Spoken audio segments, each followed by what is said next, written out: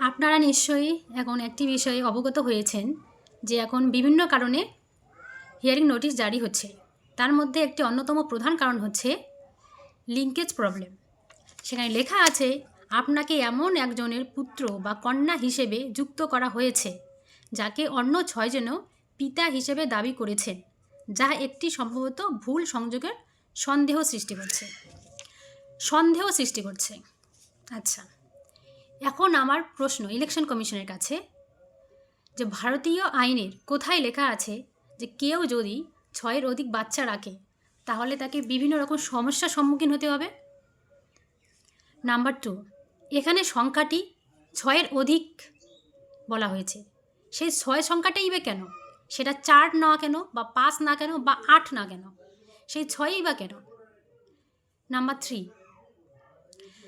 অনেক ক্ষেত্রে দেখা গেছে যে কারো 2 জন বা 3 জন সন্তান, সেক্ষেত্রেও সেম প্রবলেম আসছে। তখন আমার প্রশ্ন, সেই 2 জন এবং 3 জনের বাইরে কারা তা লিঙ্কেজ করেছে, কারা পিতা হিসেবে দেখিয়েছে, তাদের নামের তালিকা কোথায়? আমরা কিসের ভিত্তিতে এটা বিশ্বাস করব যে সেই ব্যক্তিটার 2 জন সন্তানের বাইরেও অন্য কেউ তাকে পিতা হিসেবে দেখিয়েছে? তার প্রমাণ কোথায়?